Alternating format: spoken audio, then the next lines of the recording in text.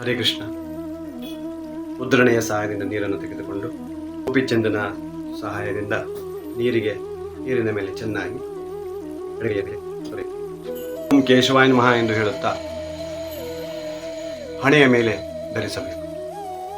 ಅದರ ನಂತರ ನಾವು ಮರದ ಅಚ್ಚಿನ ಸಹಾಯದಿಂದ ಉದರದ ಮೇಲೆ ಓಂ ನಾರಾಯಣಾಯ ನಮಃ, ಎದೆಯ ಭಾಗ ಓಂ ಮಾಧವಾಯ ನಮಃ, ಓಂ ಗಂಟಲು ಗೋವಿಂದಾಯ ನಮಃ,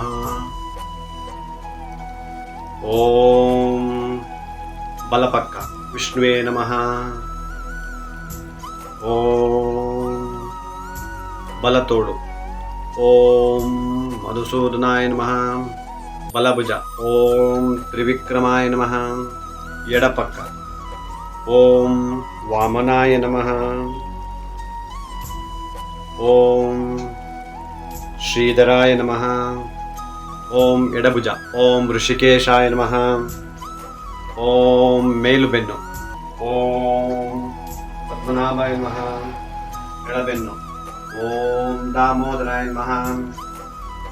ಕೈಯಲ್ಲಿ ಉಳಿದಿರುವ ತಿಲಕವನ್ನು ವಾಸುದೇವ ಎಂದು ಹೇಳುತ್ತಾ ಶಿಖೆಯ ಪ್ರದೇಶದಲ್ಲಿ ಬೆಳೆದುಕೊಳ್ಳಬೇಕು. ಹರೇ ಕೃಷ್ಣ.